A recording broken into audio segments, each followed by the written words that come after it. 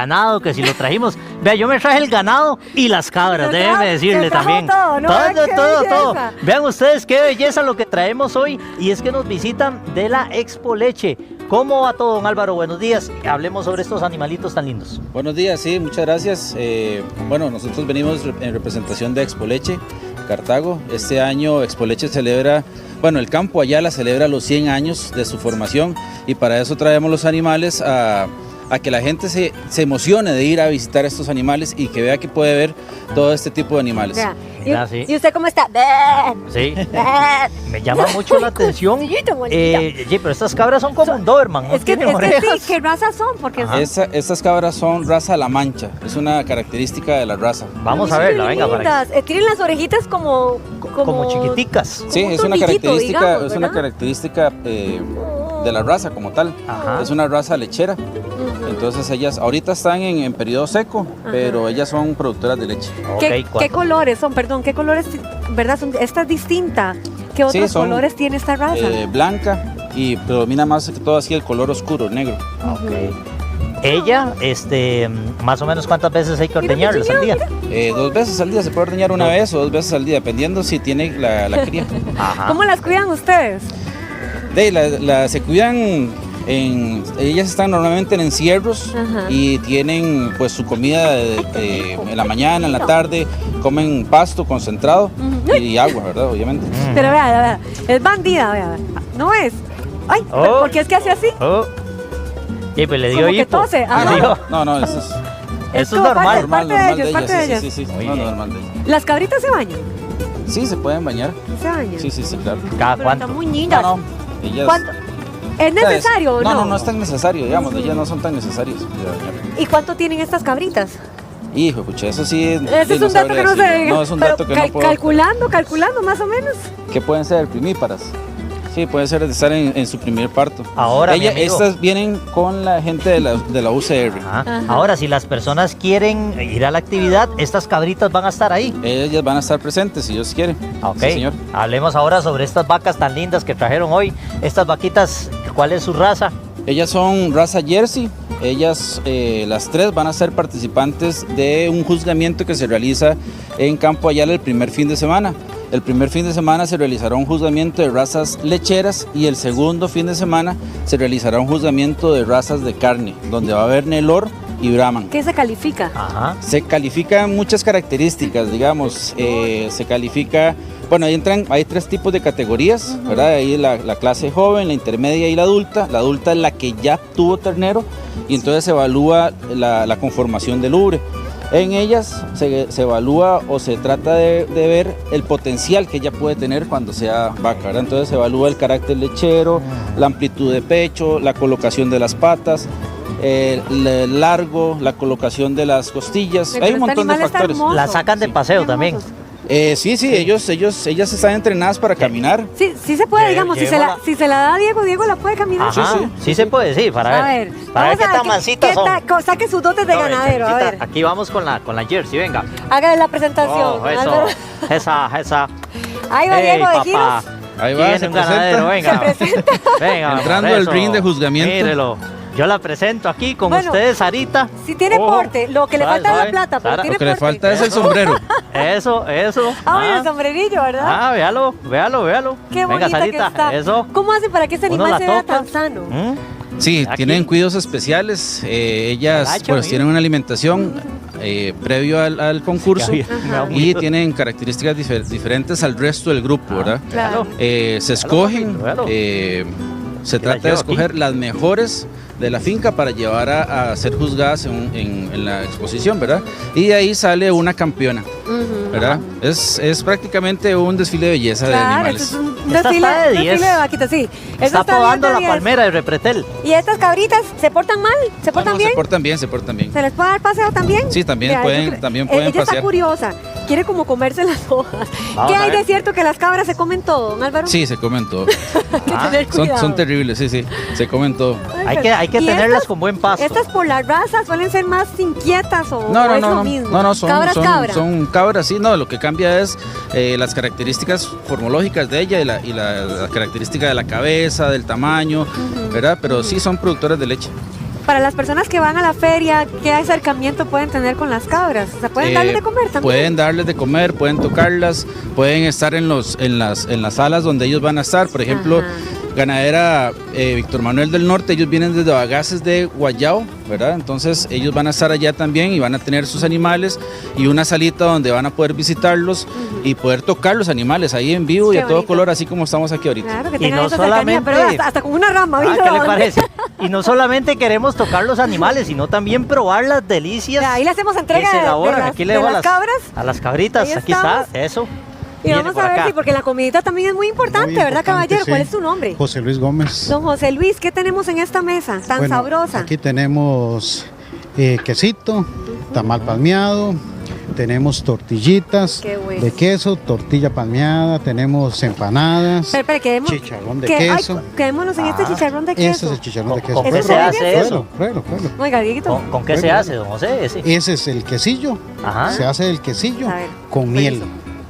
¿Con miel de abeja? No, con miel De la tapa dulce. De Es tapa como un dulce. postre. Es como un postre, sí. Mm. Y el gusto que da y el sabor que tiene. Mm. Está muy rico. Sí. Ujú. Y Qué ahí bueno. tenemos el quesito. Ese es el quesito, bueno, el Ajá. quesito natural, ¿verdad? Natural, ahí tenemos con tortillita, ahí se pueden servir. Ahí se Este puede de servir. vaca, de vaca. De vaca, sí, ahí viene con las Este es el tortillas y desayuno, todo. usted no Ajá. sabe bien. Ese es el Ujú. desayuno. Tenemos natillita casera, que es pura jersey. Todos estos productos se pueden comprar. Todos, sí, todo esto. Ok. Ah, bueno, ¿y este queso cuánto es? Este queso son Mire, este queso es como para toda la familia y más. para... Esto sí, alcanza para un año. alcanza, ¿qué va? no, que va, ya cuando el ratón se mete ya está. Más si son muchos, no Sí, alcanza. sí. El quesito es tierno. Semiduro. Este Ese- está espectacular. Este de Ese. acá. Este lo puedes freír, Ajá. puedes hacer daditos de queso y todo eso lo que... Ajá. ¿Ves? Por acá. Y este ya viene empacado. Ese viene, sí. ¿Cuánto tiene de vida útil, digamos, este queso tan grande? Vamos ahí. Este queso te puede durar 22 días, un mes. Ok. Todo depende cómo lo trates. Ujú, ¿Ya? ujú. El manejo no sé, en la refri o Y siempre, todo está siempre en refrigeración. siempre en refrigeración. Recordemos a la gente la fecha. Ujú. de la feria. La feria es el 30. Del 30 vamos hasta el 30 al 28. Del 28. ¿Y en dónde es? En el Campo Ayala. En Campo Cartago, Ayala. sí. Bueno, entonces, que lleven ganas Ahí de que, ir que lleguen con ganas de llevarse y prueben todas estas Eso, delicias que primero llevamos con los nosotros. animalitos y luego llevar Sí. para la casa quesito y Y de tenemos todo. acá la mantequilla. Ay, de qué rico. Esta mantequilla es casera. Esta Ahora, es caserita. Sí, Charly. es que se saca de la natilla. Ah, ok, eso es 100% natural. Sí, es natural eso. Qué rico. Y pasemos también del ganado a las cabras, porque aquí tenemos diferentes cosas que se pueden elaborar con la leche de esas cabritas que estábamos viendo. Buenos días, ¿cómo se llama Buenos usted? días, Clemencia Echeverría para servirles. Doña Clemencia, ¿qué preparó? Bueno, esto lo preparo yo todos los días casi, Ajá. porque tenemos cabras y entonces aquí hay para que prueben. ¿Eso Claro. qué Esas es? son cajetas. Estas se llaman cajetas Glorias, que son mexicanas y nosotros las confeccionamos Qué también. Ajá. También tenemos... Eso parece un confite. Eso es con leche de pues cabra. sí, ¿No con es? todo lo que hay aquí es hecho con leche cabra. Qué rico. ¡Ay, qué Todo. rico! Vamos a poner este aquí para que la gente vea más o menos Ajá. cómo se ve entonces ya el dulce. Es un dulce. Es un dulce. Es como un turrón. Delicioso, ¿Verdad? sí, es como un turrón. ¿Cómo lo También. hace usted, doña Clemencia? Bueno, esto dura uno como 4 horas haciéndolo a cierto tiempo hasta que la leche se haga casi sólida Ujú. y después se va poniendo en el papelito, se le ponen almendras Ajá. y se envuelven almendras. ¿Y cómo se endulza? Qué rico. Con azúcar. Con la azúcar Sí, normal. Hasta lo endulza. Azúcar normal, claro. Se le pone a la leche el azúcar normal, vainilla, canela y Y se hace una explosión de sabores. Queda no, es así. una delicia. Este quesito, ¿en qué se diferencia el queso de cabra del de vaca? Pruébelo, ¿El sabor? pruébelo. A A ver ver. si tiene sabor a cabra. ¿Qué tal? No. No, digamos, a mí me lo dan. Con cualquier otro queso yo no lo distingo la diferencia. No se distingue la diferencia. Esto depende de que el macho esté largo de las cabras y también del aseo que haya en el lugar. ¿Qué tiene que ver que el macho esté largo de las cabras? El macho tiene unos almizcles que producen un olor para atraer a las cabras cuando él está en celo. Ajá. Y entonces, si ese olor se les pega, él se restriega en las tetas de las cabras. Ah. Y eso le impregna Y el eso sabor. le impregna Por el eso es que sabor dicen que a la luego leche. huele a cabra. Claro. Ajá, ajá, Claro. ya entendí. Porque ¿Y si esto? no, este- no tiene olor. Perdón, este que es está aquí. Este es un quesito Esto crema. parece como un requesón, ¿verdad? Mira, no es un quesito crema, Qué rico. Uy, ricota. vea, natural. Se llama ricota, es una variedad de queso italiano. Qué rico. Qué bueno que está. Vea, qué rico. Sí, es muy rico. Y esto también se está vendiendo. Ese es dulce de leche. Ah, no, es que hay de Hay todo. kefir y leche también. Vean qué bueno. Todos los días tenemos estos productos en el vivero. ¿Ven? Los quesos están empacados al vacío. Para que se lleven a la casita bastantes quesos. Claro. Quesito de vaca y quesito de cabra. Claro. Doña Clemencia, muchas Claro que gracias. sí, ahí Gracias, vamos a doña estar Clemencia. en el Campo Ayala y además vamos a estar, ustedes ven que ahí dice Vivero El Río. Ajá. Es que tenemos un vivero. Ah, y un ¿ven? vivero en que hay caminitos para andar Para y que llegar la hasta gente donde vaya. están las cabras, donde están los conejos, más de todas las matas que hay. Recordémosle. Así que los invitamos a ir. Ajá. Ajá, la fecha, Al Campo recordamos al Ayala. Campo Ayala. Ayala. No, Recordemos yo la fecha. ni me Ay, ¿cómo? acuerdo. La ¿Quién? fecha. Amigo, ahora sí, aquí está. ¿Cómo se llama Aquí usted? estamos para Tobías Meneses. Don Tobías, recordémosle a la gente entonces Muy cuándo es bien. la actividad Dice doña para que la Clemencia gente vaya. que ella le quedó viendo la fecha, pero usted sí No, se no, la va a no, no, decir. Yo vi que estaba ayer. Pero sí se las vamos a recordar. Nosotros arrancamos el día 28 de mayo. Ese día arrancamos con unas charlas técnico-prácticas para todas las personas que se dedican al tema de la ganadería, pueden acompañarnos. Son temas muy importantes, son temas de relevancia mundial inclusive.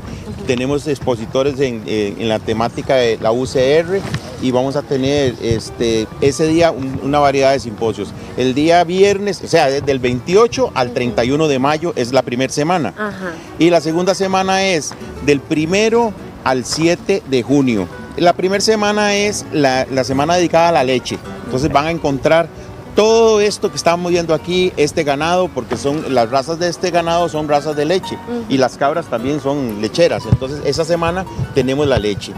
Y la siguiente semana tenemos ganado de carne. Por primera vez en la meseta central en Cartago vamos a tener ganado de carne, juzgamiento de ganado de carne.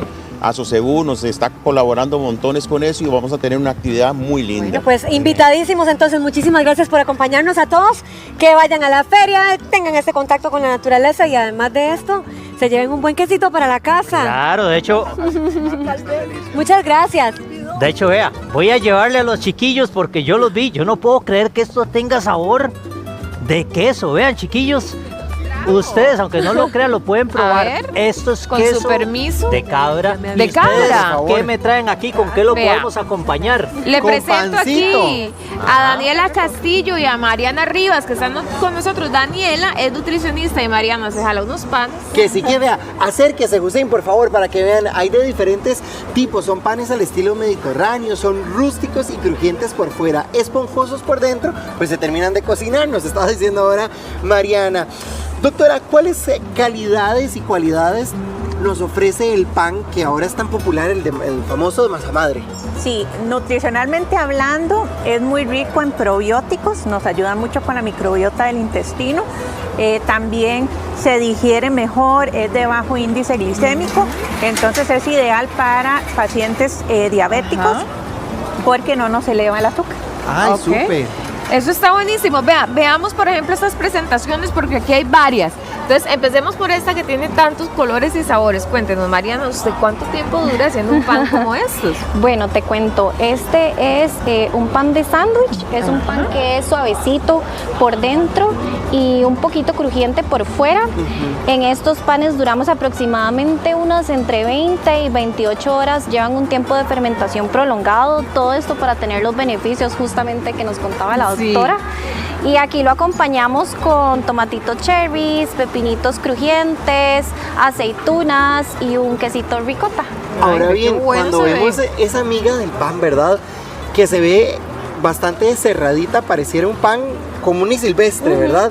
¿Cómo logramos identificar que es pan de masa madre si la miga está muy similar? Sí, te cuento, esto va a depender mucho del tipo de pan. Por ejemplo, si tenemos un pancito que es que es más para tostadas, más tradicional, ese tiene más huequitos por dentro como lo conocemos, ¿verdad? Este que es específico para sándwich, ese se cierra un poquitito más justamente para que nos dé la función de que es el sándwich. Este sí como viene- este que está aquí. Exacto. Bueno, ahí hay un Todos estos. sándwich inclusive, Ajá. para que lo vean. Es una miga Ajá. un poquitito más cerrada, pero siempre suave, 100% fermentado con masa madre. Enséñenos este que es la tapa del sándwich para que la sí. gente lo vea Sí, tostadito. sí, tostadito.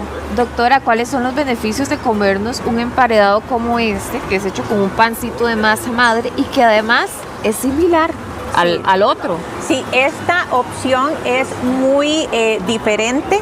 Hay muchos pacientes, por ejemplo, que no les gusta cenar algo muy elaborado, Claro. o más bien necesitan algo rápido, ¿verdad? Livianito. Exactamente, o que no tienen tanto tiempo para preparar la cena o están cansados. El sándwich es una excelente opción, tiene carbohidrato de buena calidad, tiene proteína, en este caso le pusimos prosciutto, pero podemos... Qué elegancia la de Francia. Sí, ¿verdad? Pero perfectamente puede ser Rico. atún o puede ser otra proteína, tiene los vegetales, tiene una salsita que perfectamente puede ser un aderezo hecho con yogur, ¿verdad? Para hacerlo un poquitito más bajito en calorías, pero esto es una excelente opción, no solo para cena, sino también para almuerzo y, ¿por qué no, para desayuno? Es que a veces uno en la cena le da como miedo comer el carbohidrato, pero Mariana, por ejemplo, estos otros que tenemos aquí, ¿qué es la diferencia de ese pan?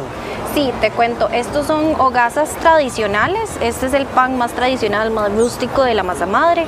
Los únicos ingredientes que tienen son harina, masa madre, sal y agua, entonces es 100% Ese es más, natural. ese sí tiene la miga más abierta. Este tiene la miga más abierta, digamos, podemos verlo como en este pancito con queso que tiene más huequitos, por así decirlo, ¿verdad? El pancito.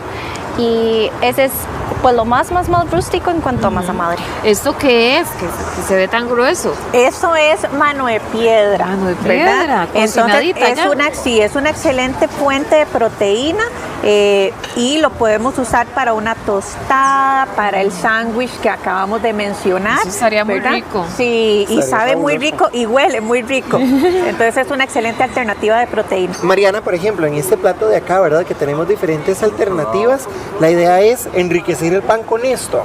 Claro, sí, digamos, por ejemplo, si tal vez tenés algún evento o algo así, o estás inclusive vos en la casa y querés comer algo diferente, Picotear. Picotear, Y pero esto rico. es picotear al estilo, ¿verdad? Un poco más saludable, tenemos Mediterráneo. aceitunas, mediterráneo, quesito, tomate, aguacate, inclusive semillas. Mucha gente recomienda, doctora, justamente eso, la dieta mediterránea. Vemos, por ejemplo, que aquí están utilizando aceite de Oliva. De oliva, Oliva, específicamente. Entonces, ¿cómo es que se tienen que hacer esas combinaciones entre el aceite, la proteína, las grasas buenas? Vamos a ver, la dieta mediterránea tiene la característica de que nos ayuda mucho con la protección a nivel cardiovascular, ¿verdad? Eso es por los ingredientes que tienen, por ejemplo, el aceite de oliva, las aceitunas que son ricas en omega 3, pero perfectamente el aceite de oliva combina con muchas cosas. Bueno, Mariana hizo estos tomatitos que son hechos al horno y que precisamente dentro de los ingredientes llevan aceite de oliva. Se ve bueno. Pero perfectamente el aceite de oliva puede ir rociado, digamos, por encimita en la ensalada, en el pancito o en lo que nos vayamos a comer. Mariana, ¿cómo los hizo? Ay, perdón, eso le ibas a preguntar. No, hablemos de las hierbas aromáticas, ¿verdad? Porque, ¿qué se le pone? ¿Cuáles son las especias? Sí, bueno, el pan en realidad puede llevar de todo. En este caso tengo este que es con romero y parmesano. Entonces, bueno, aquí se puede ver el romero y por dentro él tiene quesito parmesano. Ay, ahí le echaste aceite también. Ah, Sí, ese este tiene tiene aceite. aceitito y un poquitito de queso feta. Muy Sí. sano, ¿no? Sí. Pues queso feta. Sí. Hablemos del queso feta también y cómo se puede combinar con el pan de masa madre. Vamos a ver, esto es otra alternativa de queso, porque por aquí tenemos el queso tradicional, Y en quesito toda la vida. semiduro, ¿verdad? Tiernito. El queso feta es otro tipo de queso un poquitito más bajo en grasita, ¿verdad? Es como el queso cottage y el queso ricota. Pero perfectamente ellos combinan mucho con preparaciones dulces y saladas también. Muy bien. Son muy versátiles, igual que el pancito. El pancito no solo lo podemos usar para preparaciones saladas, también lo podemos usar para preparaciones Doctora, dulces. por ejemplo, ese que nos enseñó ahora Mariana con las hierbas, ¿verdad? Que tiene Este. romero. Ajá, exacto. ¿Nos da mayores aportes nutricionales esas especias? Sí, claro que sí, porque la hierba, sea albahaca, romero, tomillo, orégano, todo eso tiene propiedades que son importantes para la salud. Entonces, siempre que nosotros podamos incluirlo en las preparaciones o en lo que vamos a comer, es una excelente alternativa, aparte que le da un sabor natural a la comida. Pensando en la gente que todavía no ha desayunado o quizás está pensando en la merienda para los chicos, ¿cómo tiene que quedar el huevo para que quede perfectamente bien el pan? Porque a veces uno le queda muy cocido o medio crudillo. Sí, eso depende mucho de las preferencias de cada persona, ¿verdad? Aquí usamos huevito duro, pero perfectamente puede ser un huevito frito. De hecho, podemos usar un poquitito de aceite de oliva, ¿verdad? Puede ser un huevo también revuelto, ¿verdad? No necesariamente tiene que ser La un huevo. creatividad. Sí, eso depende de la preferencia, digamos, Sí. que tenga Mariana, la persona al comer huevito. ¿Es cierto que este pan uno lo puede congelar y tenerlo rebanado para más practicidad, como dice la doctora, en la cena o en el almuerzo? Sí, te cuento. En realidad estos panes son sin preservantes, entonces ellos te van a durar perfectamente de 3 a 4 días a temperatura ambiente.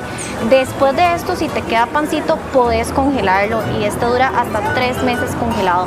Entonces es una súper buena opción para que lo tengas ahí listo para cuando necesites. Cualquiera. Rebanadito. Cualquier pan.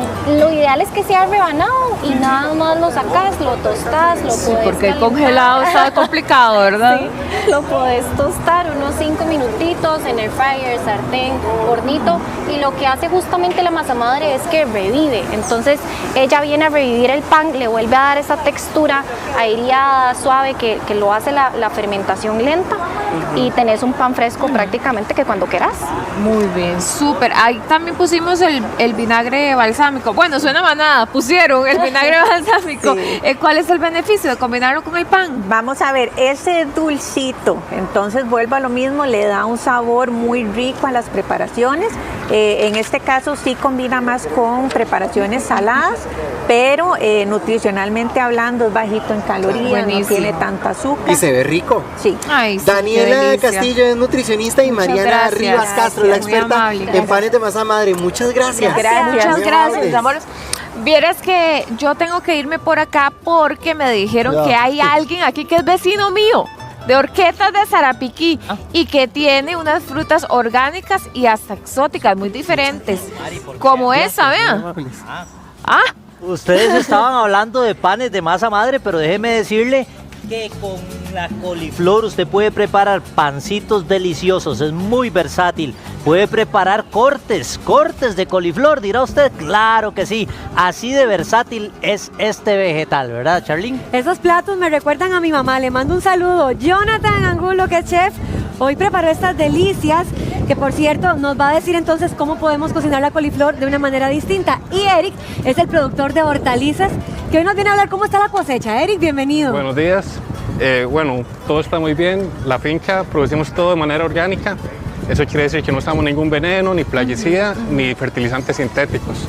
Lo que intentamos es mejorar mucho el suelo para que la planta esté muy sana y se proteja a sí misma. No, y además, eso que comemos entra en el cuerpo, tiene que estar de la mejor manera, Sí, ¿verdad? claro. Lo más limpio posible. Productos muy limpios. Ahora, Charlene, ¿en y qué? vea, bueno, don Eric que viene de Zarapiquí, y vea, si usted come coliflor, mire papá, vea la diferencia. Es que no, Diego no comió coliflor. No, yo no comí Le tanta faltó. coliflor, en cambio Eric de Zarapiquí, si vea cómo se pone uno. Eric, pero Así entonces es. cuéntenos cuál es, digamos, la mejor época del año para la coliflor. Bueno, nosotros programamos las siembras, entonces tenemos todo el año. Hay épocas que es un poco más complicado por la lluvia y otros factores, pero nos esforzamos en que siempre esté disponible para las familias. ¿Y cómo se siembra, don Eric? Uno agarra una coliflor y qué. Bueno, aquí traemos una muestra de tierra de la finca, Ajá. todo orgánico, y usualmente trabajamos con almácigos.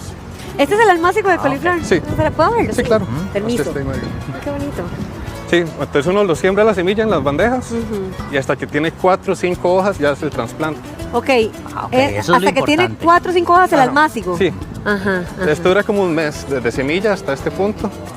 Y ya una vez en la tierra realizamos un huequito, ojalá un poquito más de este tamaño. Ajá. Ya lo introducimos. Se prensa con la tierra. Sí. Suavecito. Sí, nada más con ¿Qué la tiene que tierra. tener esa tierrita? Bueno, esto es tierra con abono orgánico que realizamos en la finca. Sí, porque se ve como gris, ¿verdad? En, Sí, en ciertas Sueltita, partes. sueltita. Sí, no, es arena de Zarapiquí. Oiga, Mari, bueno, ahí está. Allá en Zarapiquí todo pega. Todo pega, sí, sí, sí. Y mezclada con compost que realizamos en la finca, todo orgánico. Y Mari se comió la coliflor. Ah, Mari ¿eh? sí se la comió. Mari sí le entró. Y ahora, ¿cuánto tiempo espera uno ya para cosechar la coliflor? Bueno, de la semilla al trasplante como un mes. y luego un par de moda de que se puede usar en diferentes elaboraciones. Se pueden hacer sopas, se pueden hacer ensaladas, y algo muy interesante es que la coliflor, cuando ella está cruda y uno la agarra, uno puede agarrar todo lo que son las partes de los arbolitos y despedazarlos con el cuchillo, y uno puede convertirlo en arroz. Entonces, en vez de estar comiendo arroz que tiene un índice glucémico muy alto, uno puede cambiarlo por arroz de coliflor y es mucho más bajo, tiene muchísima más fibra. Realmente la coliflor es sumamente versátil. Jonathan, es como una quinoa de coliflor, la misma textura, ¿eh? Es ¿verdad? la misma textura. Se puede hacer taboulet con la coliflor. Otras cosas versátiles que tiene ella es que uno puede agarrar y crear purés o este mismo arroz y hacer panes. Inclusive en algunos procesos uno puede sacar harina de coliflor para hacer panes ya en sí, y bueno, podemos hacerlos de diferentes formas. Podemos rellenar zucchinis con queso y coliflor, podemos hacer panes rellenos de coliflor. Este es un pancito. Este es un pan relleno de ¿Se puede queso abrir con coliflor. ¿Se puede abrir para ver la consistencia del pan? Tendríamos que buscar como un cuchillito. Bueno, no importa, con esto. Con el tenedor. Así que lo hace usted porque ya yo toqué la tierra. Listo, no se preocupe. Entonces, uno agarra acá. Sí, vean que es puramente un pan. O sea, nadie, digamos, saca como una diferencia. Vean qué rico se ve ese pan. ¿Ve? En la parte de adentro está relleno del quesito y está relleno del... Es como una harina de coliflor, digamos. Es como una harina de coliflor. Ay, ve qué curioso. Entonces, eso es lo bonito que tiene la coliflor, y eso, que ella es muy versátil. Eso de la harina, chef, ¿cómo se hace? Usted agarra la coliflor y ¿qué? Eso lo que nosotros tenemos que hacer es deshidratarlo todo el producto para poder hacerlo. Es mucho más maleable, bueno, realmente es bastante agradable trabajarlo. Ya cuando uno trabaja lo que es comida vegetariana, en este caso que tenemos un productor que es 100% orgánico, es mucho más fácil conseguirlo en ferias que se especializan en comida orgánica. ¿Esta coliflor qué hacemos? ¿La hervimos? ¿La asamos? ¿Qué tiene mejor sabor? Hoy traigo una receta que es más que todo para hacerla en casa, súper fácil. Nosotros agarramos en un sartén y colocamos un poco de aceite normal. Agarramos. ¿Esto está prendido? Sí. Sí, creo que sí, porque ahí la coliflor la vamos a poner un toquecito en agua para poder cocinarla, para quitarle esa parte durilla. Importante, para las personas que padecen mucho del estómago, ella tiene muchos probióticos, pero también genera mucho gas. Entonces es importante, como los frijoles, dejarlo en agua y después botar el agua y ponernos a hacerlo. Recomendaciones: nada más agarrarlo en el sartén, dejar que el sartén empiece a tirar el aceite. Podemos agarrar un poquito de perejil para darle más color y lo dejamos que él se vaya dorando como los que tenemos acá. En este caso, este es un dip que está hecho a base de natilla y hierbas, además de un poco de orégano. En este caso, nosotros, si queremos, podemos agregarle un poquito de salsa de tomate para darle más color. Y la ventaja que tiene la coliflor es que el sabor tan suave que tiene él le permite acompañar con cualquier otra cosa. No queremos ser tan vegetarianos, podemos acompañarlos con una carne a la parrilla, podemos acompañarlo con un pollo, con mariscos, con camarones. ¿Por qué? Porque la coliflor tiene un sabor muy neutral, muy suave. ¿Y cómo se condimenta? Ventajas que tiene ella: un poco de sal y cualquier especie. Puede ser un poco de orégano, hasta puede sazón ser completo puede incorporarse. Es recomendable no usar sazón completo porque no es tan orgánico. Pero ya me pasé yo a lo artificial. ¿Sí? Qué barbaridad. No hay ningún problema, pero claro, podemos usar sazón completo, un poquito de orégano. Podemos tener orégano sembrado en la casa, lo dejamos secar y le ponemos un poquito de orégano. Chef, y si yo quiero preparar el corte, que de verdad es como un corte, ver esto, ¿qué parte tengo que agarrar del coliflor? Para hacerlo así, recomendación y para que sea muy fácil para todos, o tienen un cuchillo con mucho filo o lo hacen de la forma en la que les voy a explicar. Ves que se ve como una chuleta bien doradita. Claro, agarren la coliflor y en una olla grande van a colocar agua caliente. Ajá. Van a meter toda la coliflor completa y la van a dejar que ella se ponga como la coliflor que estamos salteando. Dejamos que ella se agarre, se cocine, la sacamos, dejamos que se enfríe y después con un cuchillo la cortamos. La coliflor, la textura de ella es muy suave a la hora de cortarla. Entonces después agarramos el steak, ponemos un sartén a cocinar, a calentar bastante y lo colocamos hasta que haga, vaya a sellar. Como que selle ahí, Ajá, se ponga doradita. Que se ponga doradita y listo. Un poco de sal, un poco de ajo en polvo, puede ser ajo triturado o como decía Charly, un poquito de condimento mixto. Un poquitico, Y nada más. listo. Y pura delicia, Charlene. Vean, continuemos hablando de todo el proceso de la coliflor, porque ya usted nos explicó, Eric, cómo es que se siembra, pero para que ya llegue así, que esté en la maceta así que nada más sea de sacarla, ¿cuánto tiempo? 2 meses y medio después del trasplante. ¿Es rápido? Sí, bastante rápido. Ya una vez que está así, nada más Y así, cortamos. con ese tamaño, digamos. Sí, ya cuando forma la pelotita blanca y agarra como la textura deseada, ya está de corta. Y se corta acá, Sí. igual, como en la pega. Sí, aquí abajito, uno le deja un par de hojas como por razones estéticas, pero nada más se corta aquí y listo.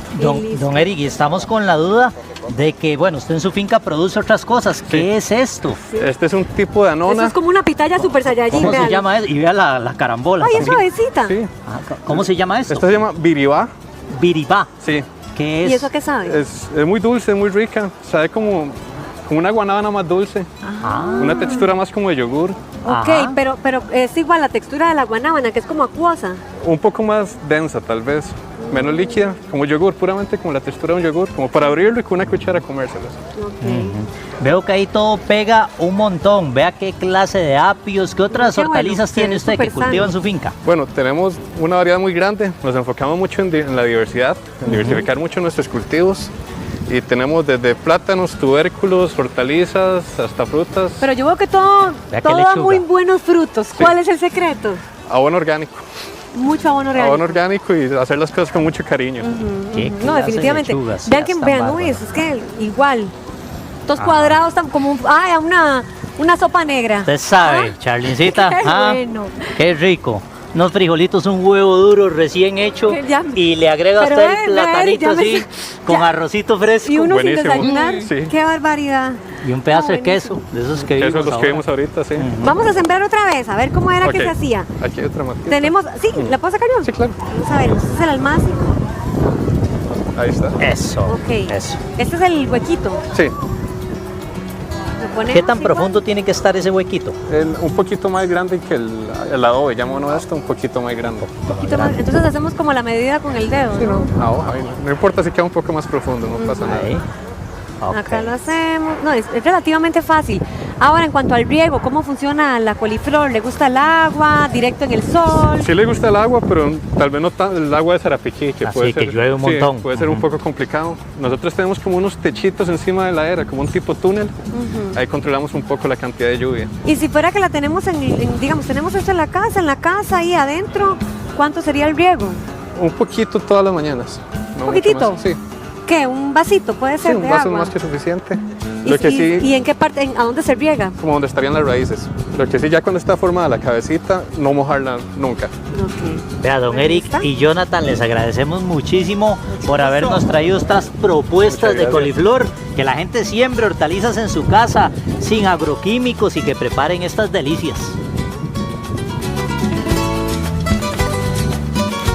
Jamie Vindas, ¿cómo le va? Buenos días. Muy bien, muchas gracias. Jamie, Buenos ¿qué días. condiciones tiene que tener nuestra casa para que una planta de esta de arándanos, y por si nos enamoran, pero ¿cómo hacemos para tenerlos así en la casa?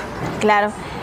Bueno, los arándanos son un arbusto que podemos tener en casita de bajo mantenimiento, pero que sí requiere cosas específicas. Es muy exigente en las horas de sol y en el pH del suelo que nos va a requerir. Entonces nosotros ya llevamos varios años cultivando los arándanos y les queremos dar unos tips para que tengan plantas súper frondosas y productivas. Veamos la base, porque aquí la vemos, por ejemplo, que vemos aquí que está dentro de esa bolsa que es bastante grande. Me imagino la maceta tiene que ser grande para Sí. ellas. La maceta mínima para ellos son unos 50 50, 60 litros para que ellos puedan vivir toda su vida en una macetita de ese tamaño. De hecho, aquí al otro lado tenemos una sembrada en maceta, ahorita les mostramos, ahora las vemos. pero si ustedes ven, él no está sembrado en tierra, él está sembrado en pura fibra de coco. Esto es pura fibra, nada Pura más fibra de fibra. coco. ¿Por qué, Correcto. Jamie? ¿Qué le beneficia? Por el tema del pH, digamos, el suelo normalmente anda en un pH entre 6 y 7, esa es la acidez del suelo.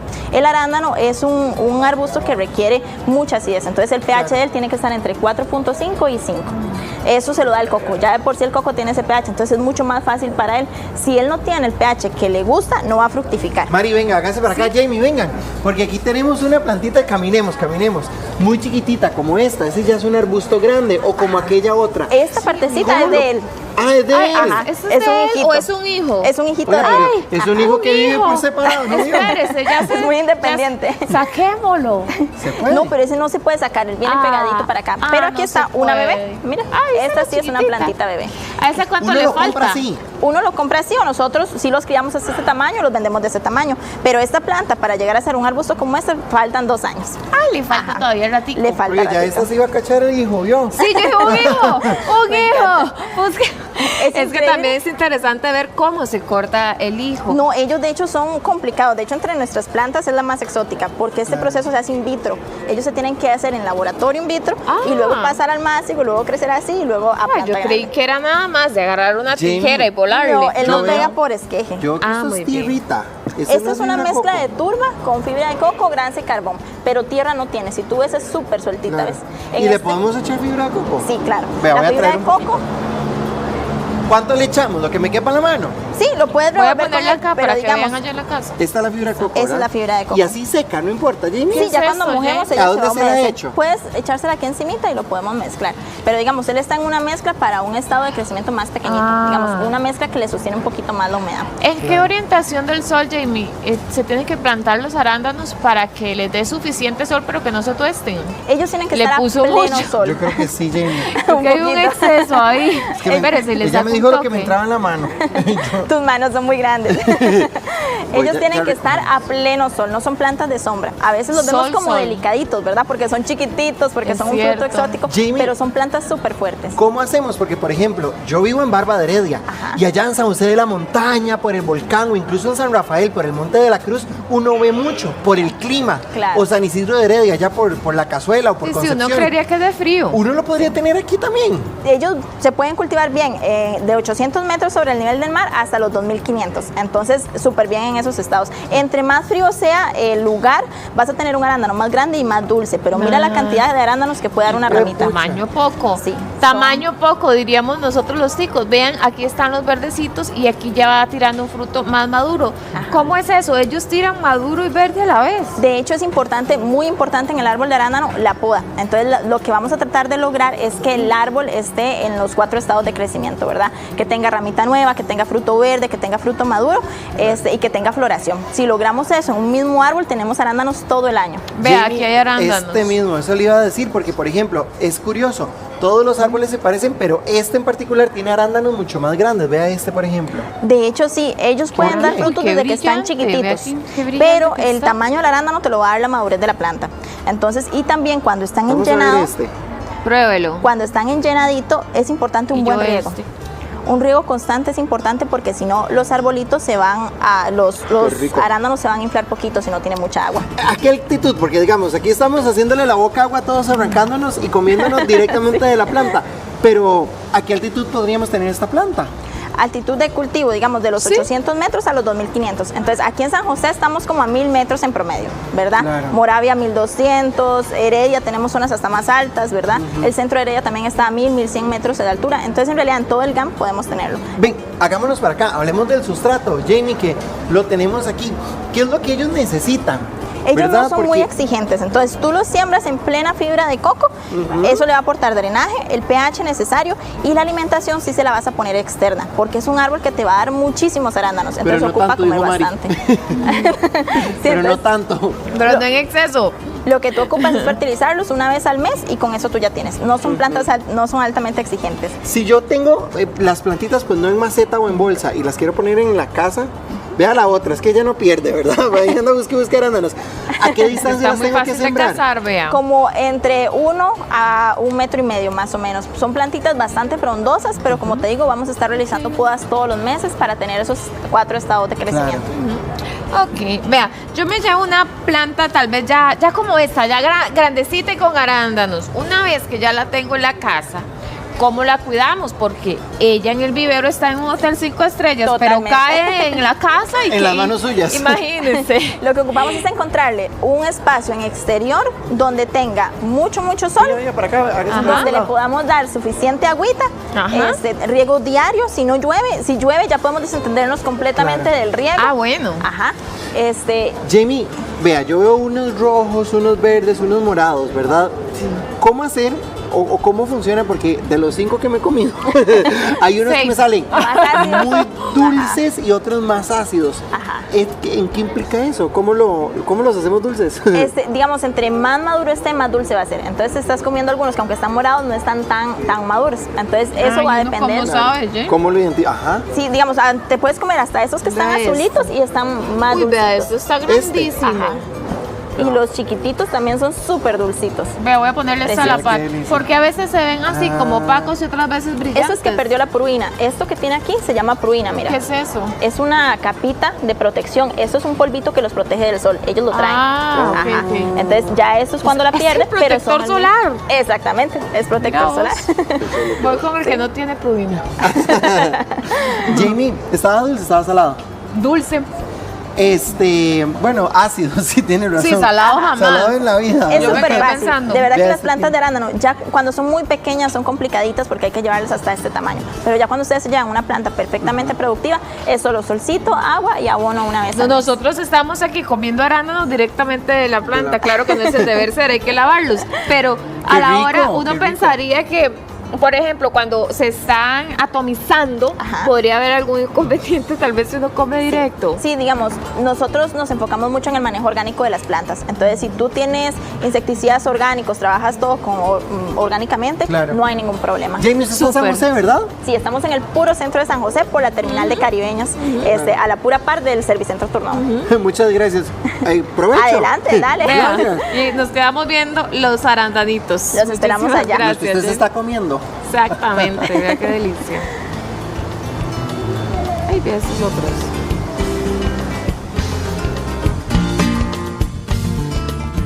Vea, ponga atención a lo que le voy a decir, porque a veces uno se levanta, no importa que venga el fin de semana, como hoy lunes, y usted se siente cansado. Y usted dice, pero ¿qué es esto? Dios mío, esto no es normal. Y al día siguiente se siente cansado de nuevo. ¿Será que algo en nuestro cuerpo está fallando, esa producción de energía? Bueno, para hablar de ese tema, hoy se encuentra con nosotros el doctor Eugene Strickland, a quien le damos los muy buenos días, doctor. Doctor, cuénteme, ¿cuál es la verdad detrás de esa fatiga crónica que sentimos a veces? Buenos días, gracias por el espacio, por la invitación. Uno puede tener, y creo que es el excelente día para tratar un tema como este, porque como dijo usted, uno puede venir de un fin de semana de descanso, igual se levanta y está mega cansado, como que si no hubiera dormido nada. Y es que dormir o descansar no significa necesariamente que hay una reparación celular, una reparación de todo el cuerpo, porque todos tenemos días complicados, todos tenemos una noche que tal vez estuvimos enfermos, tuvimos un hijo que estaba enfermo y se nos complicó el descanso, pero nos recuperamos luego de dormir. Y a mí me gusta explicarle a los pacientes algo muy sencillo, es como el celular. Cuando conectamos, se nos baja la batería del celular, la conectamos al cargador y luego el celular está con full carga, ¿verdad? Pero en estos casos de la fatiga crónica es como que se nos dañe la batería interna y por más que le metamos carga, que es el descanso, seguimos con ese agotamiento. Ahora, doctor, ¿cómo funcionan esas plantas eléctricas en nuestras células? Este ejemplo que vemos en la pantalla, esta imagen, es muy bonita porque esto lo que nos ilustra es la mitocondria. Y la situación es que la mitocondria como tal es la fábrica energética de la célula. Cada célula tiene montones de mitocondrias que son las que se encargan de producirnos esa energía. Pero puede existir una falla en esa planta energética. Entonces volvemos a otro ejemplo. Es como que vivimos en X pueblo y se va la luz, pero desde la planta. Entonces todos los negocios y todas las casas se quedan sin energía. Eso es lo que es específicamente la mitocondria y es esa fábrica. Y cuando esa fábrica ha sido agredida muchísimas veces por lo que es el estilo de vida, la alimentación, la falta de sueño, no sé si dije el estrés, la alimentación y ciertos factores que nos van afectando a través de los años, esta mitocondria, esta fábrica se llega a dañar. Ahora hay que dejar algo aquí muy claro. Muchos llegamos a pensar de que es normal de la edad, pero son síntomas que no hay que normalizar y tenemos que aprender a interpretar lo que nos está diciendo el cuerpo, porque no es normal de la edad. Doctor, entonces, ¿qué se considera un cansancio normal y qué no, digamos? ¿A qué tenemos que prestarle atención? Claro. La fatiga crónica tiene características muy específicas. No solo es ese cansancio en el que usted no tiene recuperación, sino que va acompañado de una serie de sintomatología, que es niebla mental, que tenemos problemas de humor, de conducta. Entonces no es solo el cansancio físico, sino que va más allá y se va a lo que es síntomas más profundos. Y lo más importante para poder destacarlo es que si usted duerme, igual se levanta cansado como que si no hubiera dormido nada. En cambio, con un cansancio habitual, al usted descansar y dormir la cantidad de horas necesarias, pues recupera. Cargó al 100 ese celular. Cargó al 100 el celular, que es el mejor ejemplo, que todos tenemos en mano. Doctor, ahora, bueno, si usted mencionaba que a veces usted esos cambios de humor, ese cansancio adicional, ese estrés con el que usted amanece, ¿cómo detectamos cuando ese agotamiento es más bien una fatiga crónica? La fatiga crónica, que es el tema medular acá, se distingue, se diferencia y vemos eso con situaciones como que nos irritamos por cualquier cosa. O sea, tenemos un estímulo y no es como la forma normal a responder a ese estímulo. Nos dormimos cierta cantidad de horas, no porque veníamos de un entrenamiento muy fuerte o un partido de fútbol, sino que necesitamos estar con esa carga de adrenalina. Y lastimosamente, muchos no viven de energía, viven de adrenalina. ¿Y a qué me refiero con esto? Que el paciente o la persona que está en casa está acostumbrada a 1 o 2 cafés por la mañana. Por la tarde, la bebida energética. Y todo ese estímulo es el que nos destella o nos desplaza esa adrenalina que nos permite continuar con el día. Pero nunca nos llegamos a sentir con una recuperación normal. ¿Cómo funcionan esas plantas eléctricas y qué es lo que las hace funcionar? Bueno, las plantas eléctricas, la mitocondria, lo que hace es que produce diferentes cargas eléctricas, porque nosotros en sí somos una batería, y suena vacilón, pero somos una batería de sal porque necesitamos mucho de sal para esa producción energética. La alimentación es sumamente importante y existen ciertos nutrientes que son indispensables para el funcionamiento mitocondrial y para que se dé ese intercambio de energía y esa producción energética, eléctrica. Entonces es ahí donde tenemos esa recuperación siempre y nos restablecemos como deberíamos. De hecho, el aporte de minerales es sumamente importante para lo que es la mitocondria, porque tenemos el magnesio, que es indispensable en sus procesos enzimáticos. Tenemos la coenzima Q10, que en su forma biodisponible es el ubiquinol, y esta lo que hace es generar ATP, que es adenosín trifosfato, ya muy químico, ¿verdad? Doctor, pero entonces, antes de pasar a la solución, ¿qué ataques le hacemos nosotros a esa fábrica de mitocondria? Una de las cosas fundamentales y que hay que tener claro, que yo siempre le digo a los pacientes, es que no hay nada que le gane a la alimentación, no hay una suplementación que logre sanar un mal estilo de vida. Entonces, el abuso del alcohol, el abuso de sustancias o drogas es fatal para lo que es la mitocondria. La mala alimentación ¿A qué se refiere mala alimentación? Bueno, estar con mucho aporte de azúcar, alimentos que nos mantienen inflamados, porque la inflamación desgasta mucho la mitocondria, porque está utilizando esa energía en otro aspecto. ¿En qué? En reparar, en reconstruir esa inflamación. Por eso, la digestión es fundamental, porque si no tenemos una buena digestión, que la podemos ver, digamos, si el paciente tiene diarreas frecuentes o heces blandas, puede ver alimentos en las heces, eso no está bien, eso hay que tratarlo, pero lo más importante ahí es que los minerales y las vitaminas no están siendo absorbidas. Entonces, si usted está en casa y está acostumbrado a que cree que eso es normal en sus heces o en la forma que evacúa, no es así y hay que buscar ayuda, ¿ok? Y mucha gente le dice a uno algo súper característico en consulta: doctor, es que no me siento como yo mismo. ¿Por qué? Porque ya no tengo esa chispa, ya no tengo esa energía. Y es que la agresión del estrés, el estilo de vida, la mala alimentación, llegan a jugar un papel en donde hay un desgaste a través de los años. De hecho, doctor, vea lo que nos dice Mayela. Mi consulta es: ¿qué puedo hacer si yo duermo bien toda la noche, pero siempre me levanto muy cansada, con mucho cansancio? Mucho cansancio, correcto. Hay algo que nosotros utilizamos en consulta, que es un panel de vitaminas intracelulares. Entonces, una de las primeras cosas fundamentales es hacer un panel metabólico, revisar cómo está esa tiroides, cómo está el azúcar, la insulina, que es muy diferente una insulina óptima a los rangos de laboratorio que son muy grandes, y tenemos poblaciones que ya están enfermas ahí.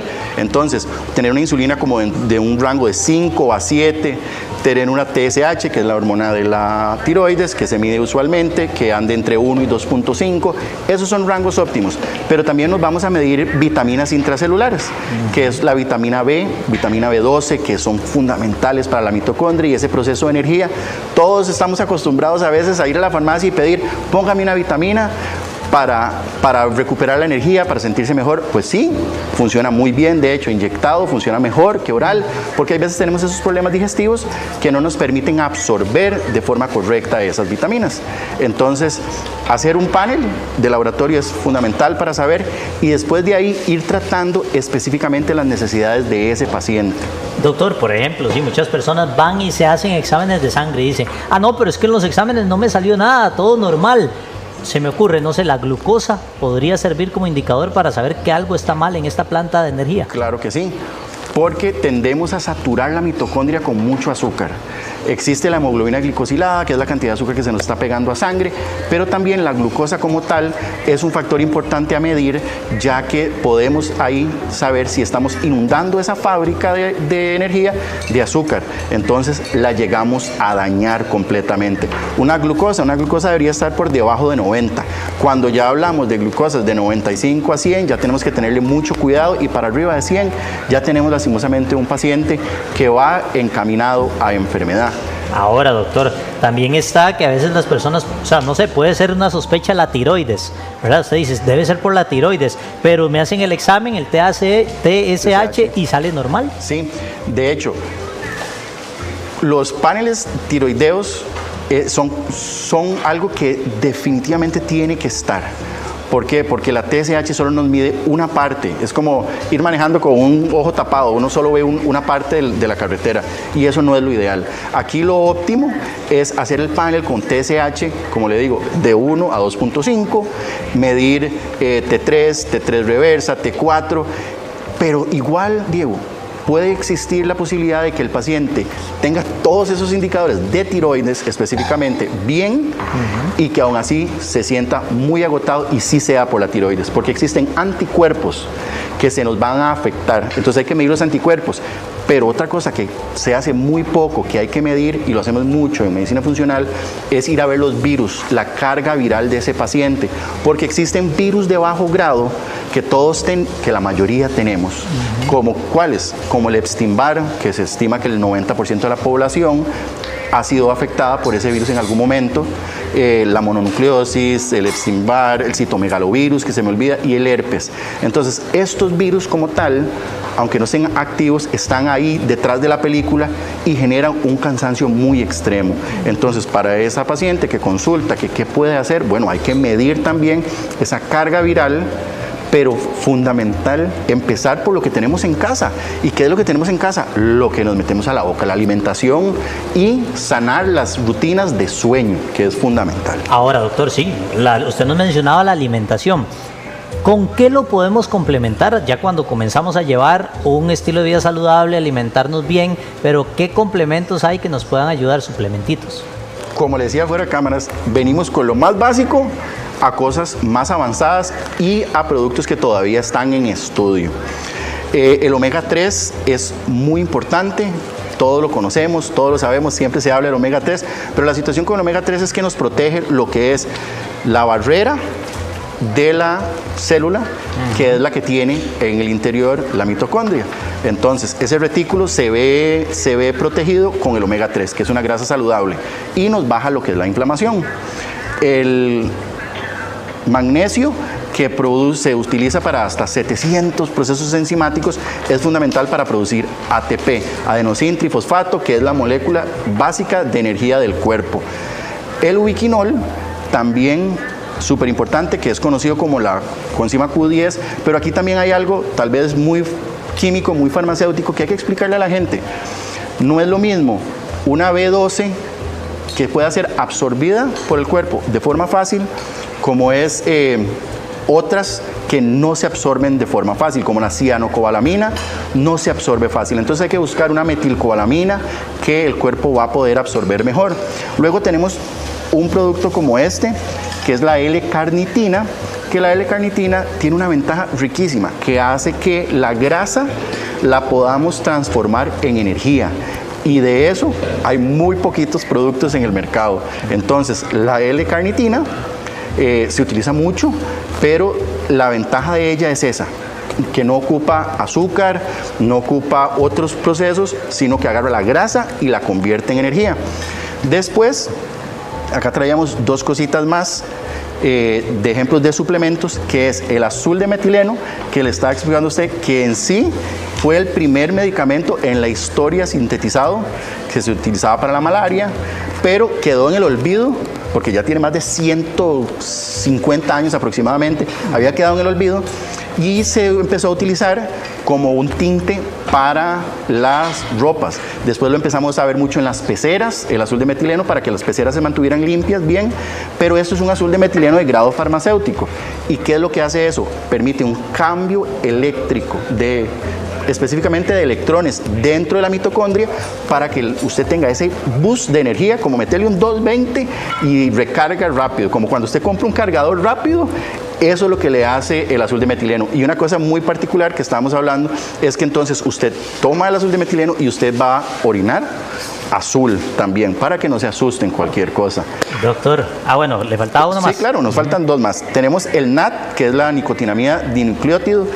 Este es energía pura, se convierte directamente en ATP, y esto se puede hacer vía oral y se puede hacer también intravenoso o subcutáneo.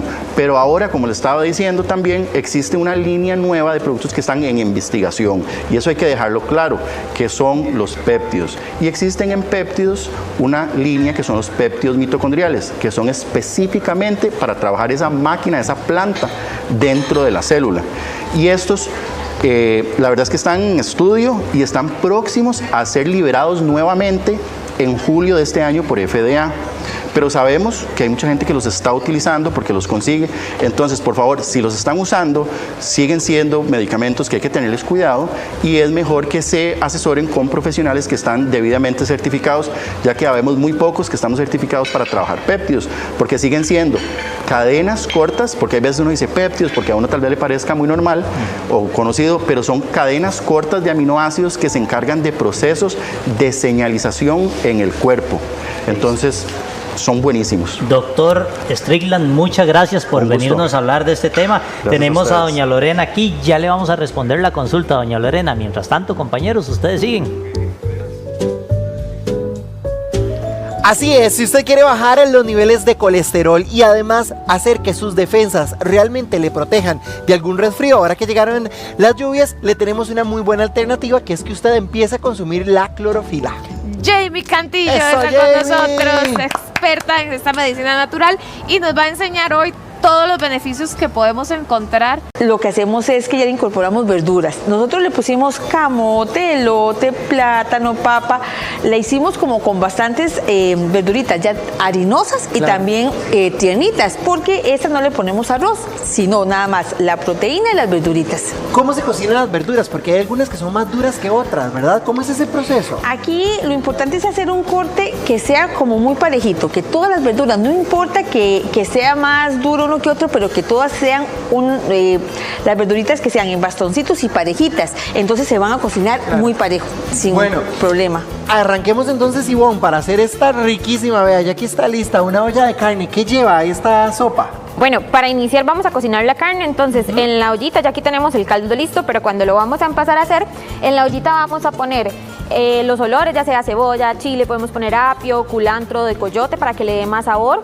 Ponemos la carne, en ese momento nosotros también cocinamos el elote y porque es como lo más duro, y lo vamos a poner en la olla de presión 45 minutos. Ah, muy bien. Cuando ya la abrimos, obviamente vamos a probar primero el sabor para ver si le falta, si queremos un poquito más de sabor.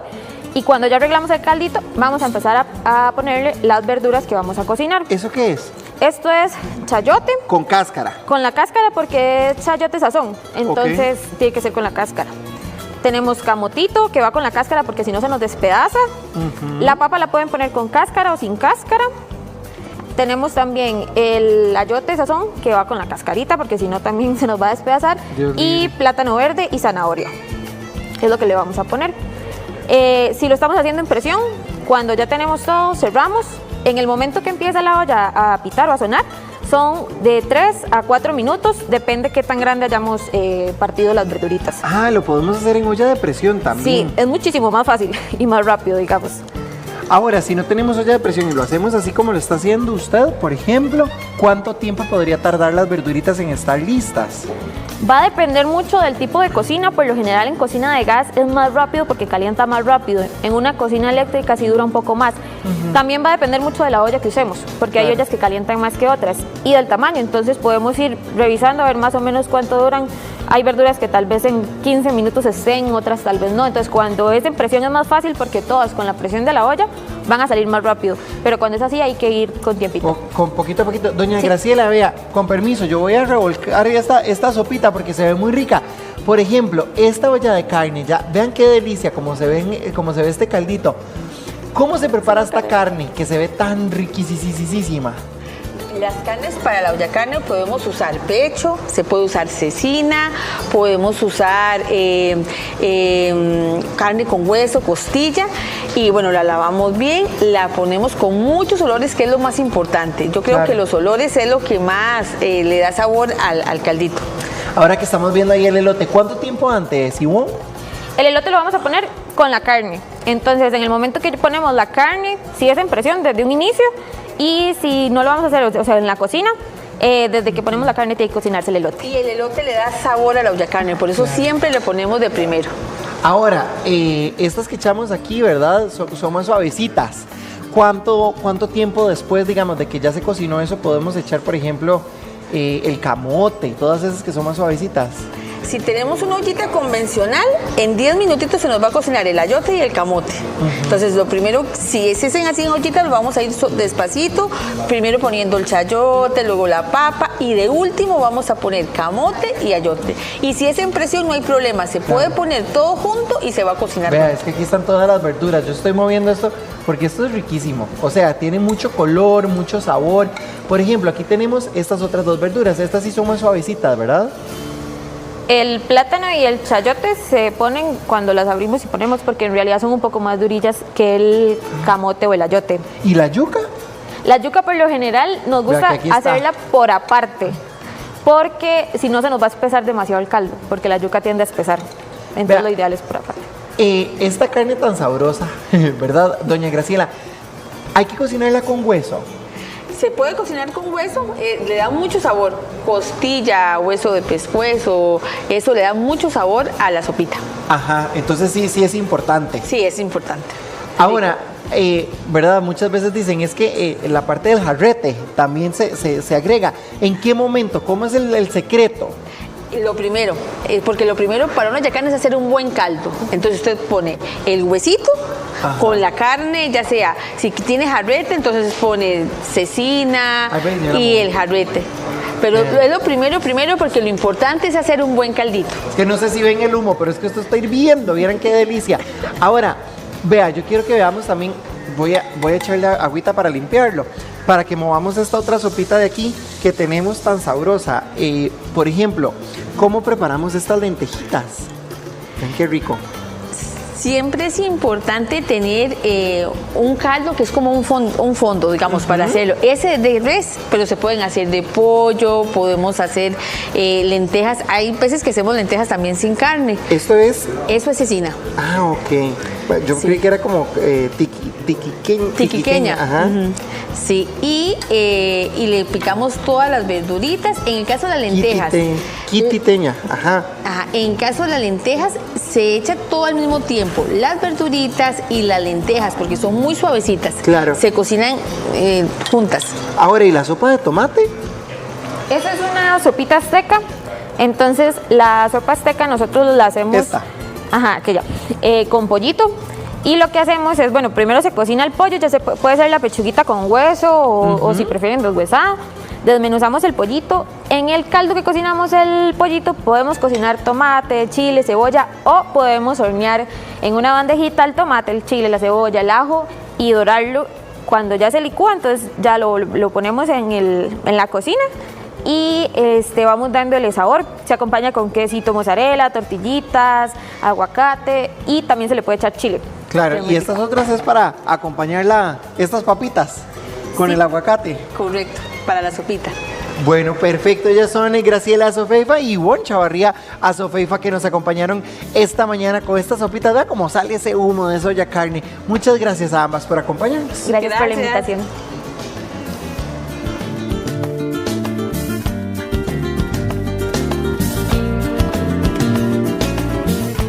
Qué buena se ve esa sopita, ¿verdad? Es un abrazo al corazón. Y bueno, es que a veces eso es lo que uno necesita, un abracito en el corazón. Y para ello se puede poner una compresa caliente y una fría, caliente y fría. Dicen que eso ayuda. Bueno, nuestras abuelas decían eso.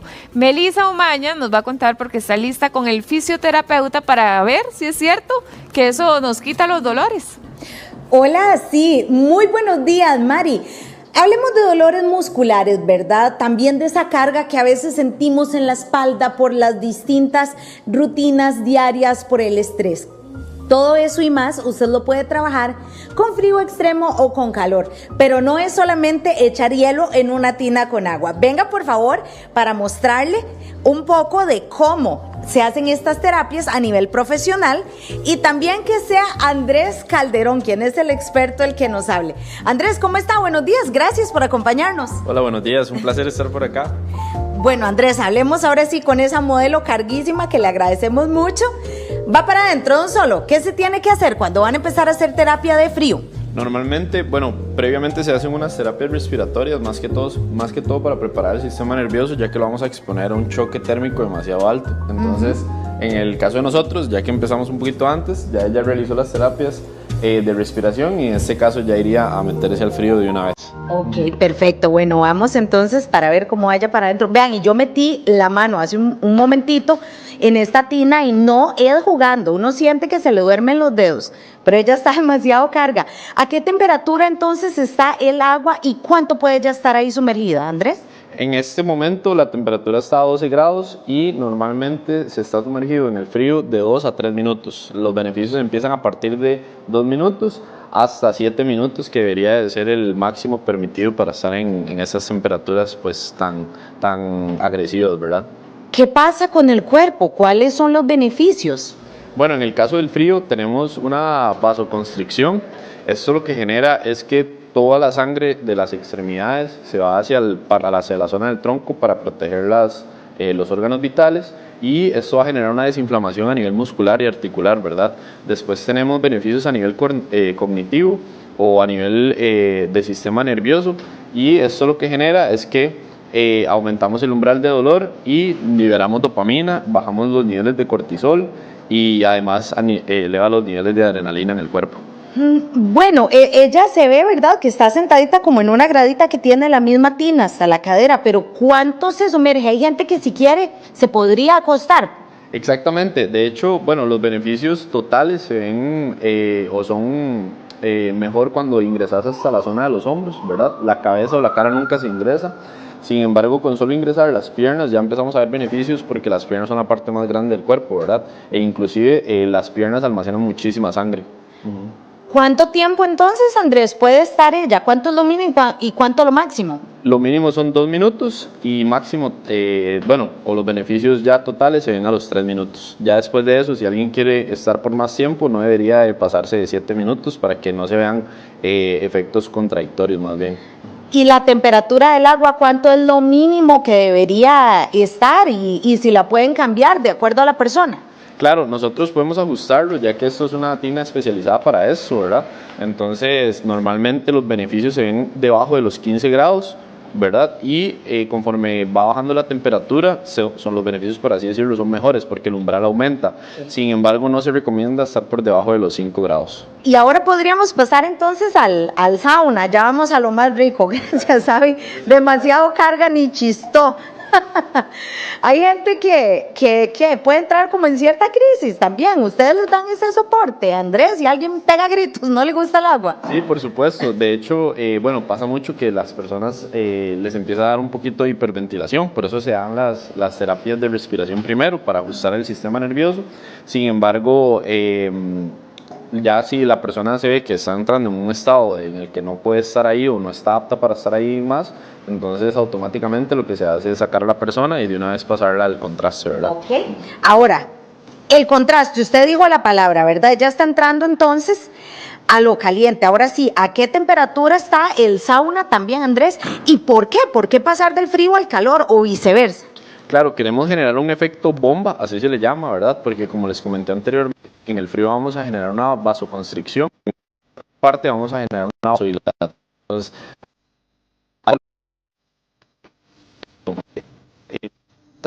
hacemos extremidades de nuevo y generamos una flexibilidad sanguínea o una flexibilidad en todo el sistema cardiovascular. También entonces, Andrés, es de un solo, por ejemplo, o alguien tiene que salirse un poquito de la tina, ¿verdad? A pasarse al calor o tiene que ser de un solo inmediatamente, que uno salga y se pase. Sí, debería de ser pues lo más inmediato posible, ¿verdad? Claramente siempre buscamos como el higiene, entonces siempre buscamos las duchas entre cada una de las estaciones y el secado correcto, ¿verdad? Y ya después de eso ella se puede transferir de una hacia la otra. ¿Y se puede pasar también del calor al frío o es solo del frío al calor? No, se puede pasar del calor al frío, pero sin embargo, digamos, una vez que estamos en el calor, las personas tienden a sudar y a secretar sustancias. Entonces, en este caso, sí buscamos una ducha que también intermedie un poco y regule la temperatura para después devolvernos al frío. ¿Cuántas veces lo puede hacer una persona en una sesión, no sé, de una hora y un poquito? Sí, la sesión normalmente consta de 2 contrastes, que es lo que tiene evidencia científica, donde se ven las mejoras y donde se ven los beneficios completos. ¿Y cuánto tiempo se tiene que estar adentro entonces del sauna también, Andrés? En el sauna se busca estar de 15 a 18 minutos y para ver igualmente todos los beneficios completos del calor como tal. ¿A quiénes les sirven estas terapias?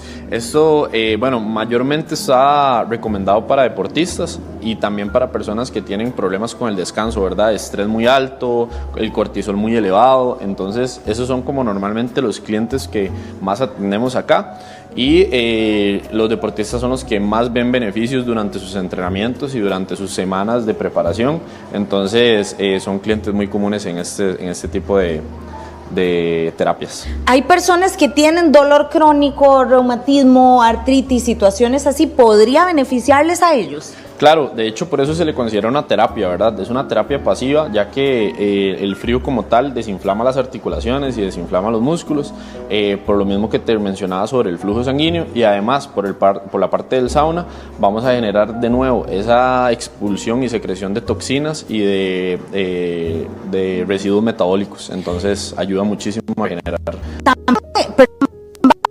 Sí. Las personas tienen que entrar, de hecho, y ya vivir este personas con problemas cardiovasculares y ya con otro tipo de problemas, bueno, no problemas como tal, ¿verdad? Pero, por ejemplo, las mujeres embarazadas no pueden ingresar debido a que esto puede afectar el crecimiento de sus fetos. Andrés, le agradecemos mucho también por toda la información que nos brindó y ya vieron ustedes, estas terapias de contraste le sirven a niños de todas las edades, el frío, el sauna sí tiene algunas contraindicaciones, pero siempre asesórese con expertos. Compañeros, regresamos con ustedes. Melissa, muchísimas gracias. Estábamos aquí bien atentos. Bueno, ya lo saben, sí es muy recomendado entonces hacer esta terapia de choque y corporal totalmente. Muy interesante. Gracias, Melissa. A continuación nos vamos con Charlene, que está en el patio. Charlene, ¿usted qué está haciendo ahí?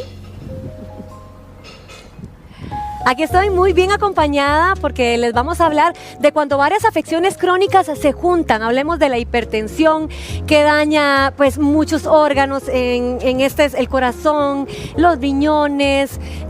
Hay un montón de cosas que tenemos que tomar en cuenta y además de esto saber cuidarnos porque los medicamentos interaccionan a veces de manera negativa. Tenemos al doctor Alonso Acuña, que es médico internista, y hoy nos va a hablar un poquitito del tema. Doctor, ¿qué tan alto es el riesgo para una persona que, como decimos popularmente, tiene el combo completo? Bastante. De hecho, esas son condiciones que nosotros consideramos como de alto riesgo.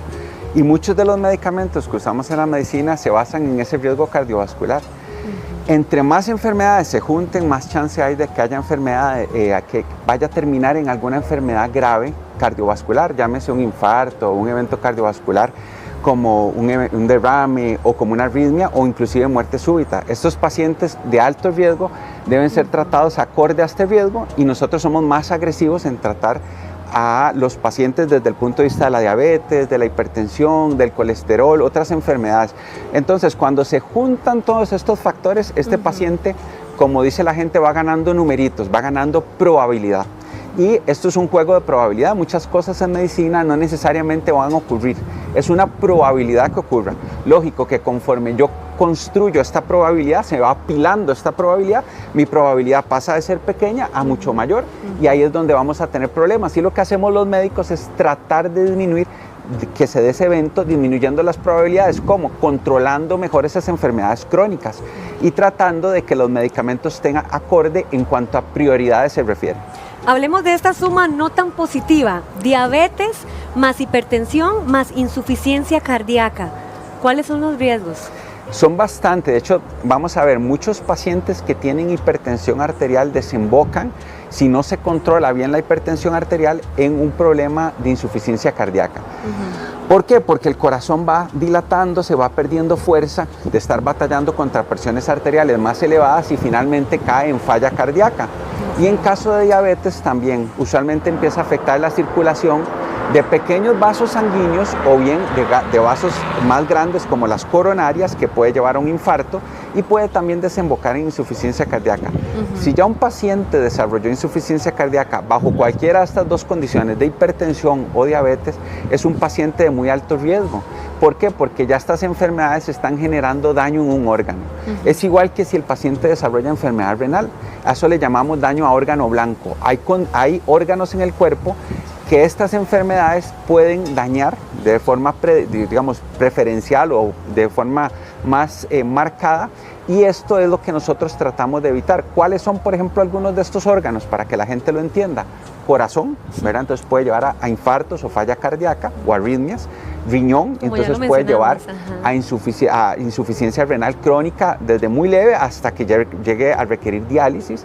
Puede afectar al sistema digamos, cerebrovascular, que es específicamente ya manifestado como derrames, que es lo que la gente conoce al infarto de cerebro, ¿verdad? O evento cerebrovascular, o bien como demencia vascular, que también a largo plazo puede llevarnos un paciente a un cuadro parecido a un Alzheimer, pero es problemas de circulación, y lógicamente a extremidades inferiores en donde podemos hacer isquemia de las piernas, inclusive amputaciones.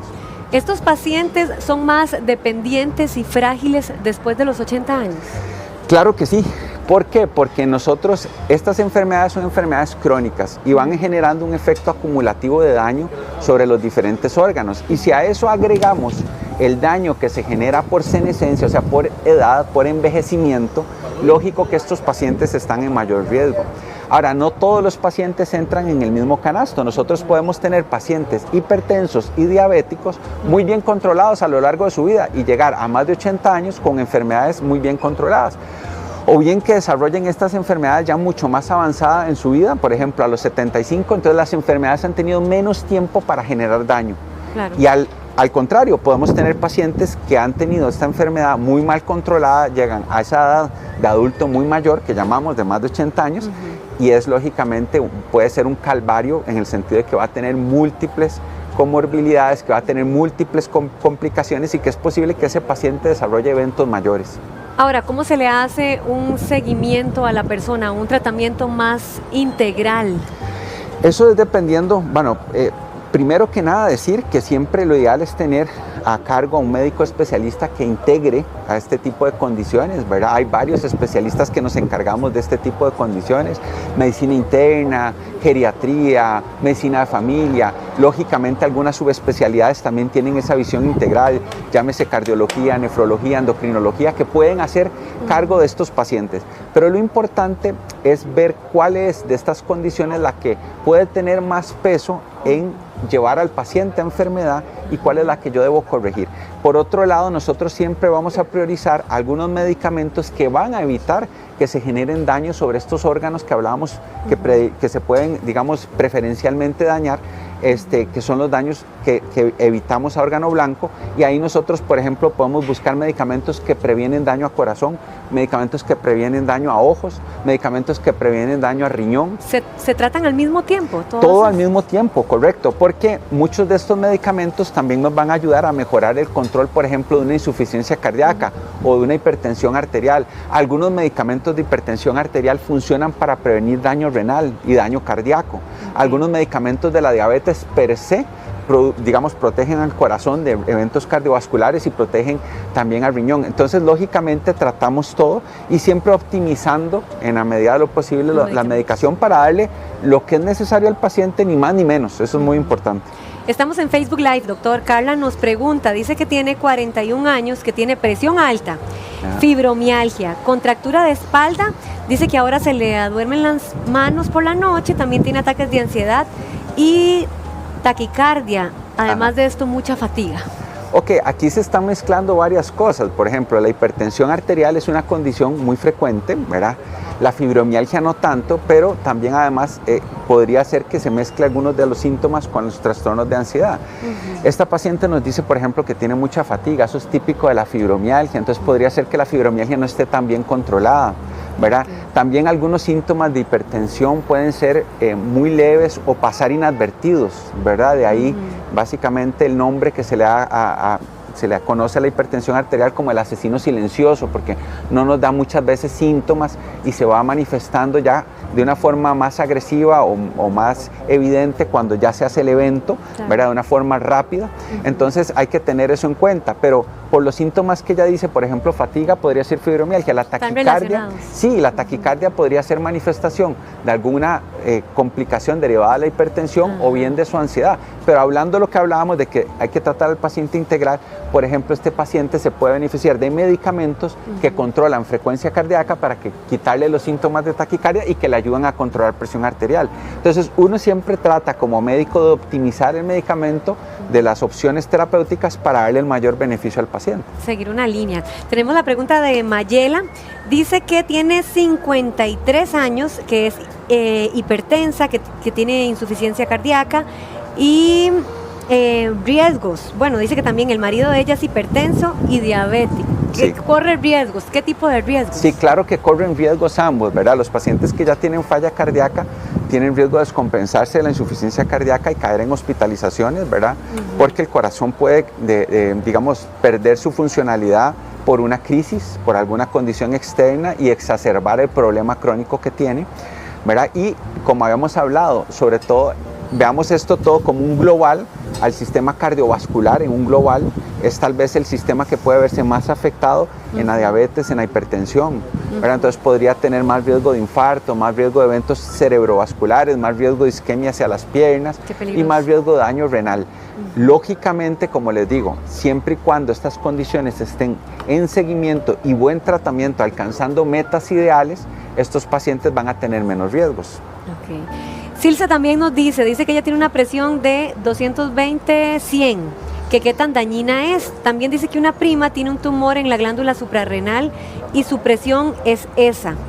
Sí. ¿Qué daño sufre? Vamos a ver, presiones arteriales como las que ella describe, evidentemente son presiones tremendamente altas de altísimo riesgo. Ella tiene que estar tomando ¿verdad? tratamiento Tiene que ahora. estar en control médico, tiene que estar bajo tratamiento, ¿ok? Eso es muy importante. Y lo segundo que ella pregunta es sobre la glándula suprarrenal. Ya las nuevas guías de hipertensión arterial básicamente nos implican o nos llevan a todos los médicos a estudiar por este problema de tumores de la glándula suprarrenal que producen aldosterona. Entonces, en un primer momento, los pacientes deberían, cuando son valorados médicamente, hacerse estudios, lo que llamamos de tamizaje, o sea, para evaluar si tienen o no tienen un tumor en la glándula suprarrenal. ¿Cómo se hace? Se hace a través de estudios de sangre. No se hace a través de imágenes, ni TAC, ni ultrasonido, sino midiendo la aldosterona que hay en sangre. La aldosterona es la sustancia que lleva a este incremento de la presión arterial por tumores que dan la enfermedad que se llama hiperaldosteronismo o enfermedad Cohn. Y si la tienen, estos pacientes pueden curarse o revertir su hipertensión. Entonces está indicado en todo paciente que es hipertenso debe tener al menos una medición por hiperaldosteronismo. Y en relación a ella sí, tiene que ir rápidamente porque esas presiones son muy altas, la ponen en mucho riesgo.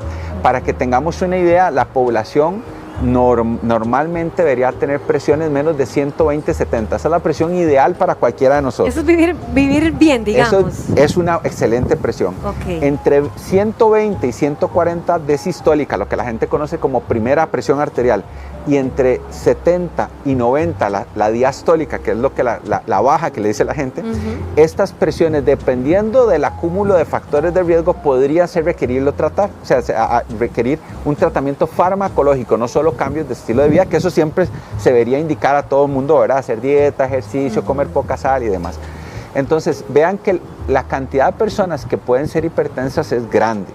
De hecho, se calcula que 1 de cada 4 adultos es hipertenso y probablemente estamos subdiagnosticando un grupo muy grande de personas que tienen hipertensión y aún no han sido diagnosticadas. Okay. Tenemos a Diana, doctor, también. Ella es una mujer sumamente joven, tiene 33 años y tiene muchas enfermedades juntas. Dice que sufre de epilepsia, toxoplasmosis y artritis, también reumatismo. ¿Cómo se tiene que tratar ahora que tiene 33 años? Porque me sorprende que es sumamente joven. Claro, estas condiciones que ella tiene son condiciones, digamos, que no necesariamente todas confieren un riesgo cardiovascular, un riesgo a largo plazo, ¿verdad? Pero cada una tiene su pronóstico y su tratamiento distinto. Sobre todo, por ejemplo, la epilepsia depende mucho del tipo de epilepsia, depende de la frecuencia de las crisis, del tipo de crisis, cómo se controló y respondió a fármacos anticonvulsivantes, antiepilépticos, entonces depende mucho de eso, saber un poco cómo se va a comportar, ¿verdad? Y el tema de la artritis que ella decía, bueno, ya sabemos que las enfermedades reumatológicas a largo plazo confieren riesgos cardiovasculares. Aumentan el riesgo cardiovascular porque sabemos que la enfermedad cardiovascular tiene un componente inflamatorio. Si yo tengo una inflamación crónica en mi cuerpo, tengo más chance de tener aterosclerosis, y si tengo más chance de tener aterosclerosis, hacer plaquitas de grasa, tengo más chance de hacer eventos cardiovasculares. Entonces las enfermedades crónicas inflamatorias pueden llevarnos a enfermedades cardiovasculares, y además la artritis le puede conferir riesgo, por ejemplo, de desgaste articular temprano y empezar a tener que hacer reemplazos más tempranamente a una edad más temprana, de osteoporosis, porque también se ha asociado a osteoporosis. Entonces, cada enfermedad tiene sus riesgos a largo plazo y es por eso importante que lleve controles médicos. Doctor, yo sé que los tiempos han cambiado, pero ¿es normal tantos padecimientos en una persona joven o es después de cierta edad? Es una muy buena pregunta. Ahora cada vez vemos más pacientes jóvenes con enfermedades crónicas no transmisibles, ¿verdad? Diabetes, hipertensión, problemas de colesterol, que no están bien controlados. Y esto se debe a que estamos llevando estilos de vida menos saludables que antes. Antes había más exposición a hacer actividad física a través del día, ahora somos más sedentarios, los trabajos, el tipo de trabajo pasó de ser un trabajo más manual y más físico a un trabajo más intelectual y un poco más sedentario, lamentablemente. Comemos peor, ¿verdad? Usualmente comida más calórica, más procesada, ¿verdad? Y además a esto le asociamos niveles de estrés crónicos que todos estamos expuestos y eso no es una buena combinación. A eso le asociamos deprivación del sueño, cambios ¿verdad? De nuestra salud mental que también se han asociado depresión y ansiedad con problemas cardiovasculares. Entonces el cuerpo está conectado de maneras muy complejas y claramente esto nos ha llevado a ver pacientes más jóvenes con enfermedad cardiovascular, que ahora además la detectamos más fácilmente. Pero la respuesta a esa pregunta es que es más probable que se presenten después de los 40 años, sin perder de vista que estamos viendo gente antes de los 40 ya con estas enfermedades. Okay, o sea, hay que chequearse desde joven. Desde temprano. Okay. Cine está muy preocupada, dice que la mamá de ella tiene 88 años, que le mandaron risperidona. Ok, risperidona debe ser. Ajá. Ella dice que está muy mal y que no sabe qué tan bueno sea el tratamiento. Eso es difícil juzgarlo, digamos, sin conocer el caso a fondo. Muchas veces estos medicamentos se usan para controlar un poco el comportamiento del paciente. Podría ser que la mamá de esta televidente tenga alguna demencia, algún cuadro demencial, esté haciendo delirio, ¿verdad? Y estos también confieren sus riesgos. Por ejemplo, para ponerlo claro a la audiencia, si usted tiene un paciente que hace delirio, que se agita, se tira de la cama, ¿verdad? Esto en un adulto muy mayor puede significar una caída con una fractura, ¿verdad? Puede significar una agitación muy grande y entonces poner al sistema cardiovascular bajo mucho estrés. Entonces un paciente en un episodio de delirio puede sufrir una arritmia o un infarto agudo del miocardio. Entonces hay que también manejar esto. Entonces no podría contestar yo si ocupa o no el medicamento. Esto ya es un juicio clínico sobre lo que el médico está viendo sobre cada caso de forma individual. Okay. Alexa también nos dice que ella tiene 58 años, que tiene fibromialgia, presión alta, que le salió un bloqueo y una arritmia prediabética. Ajá.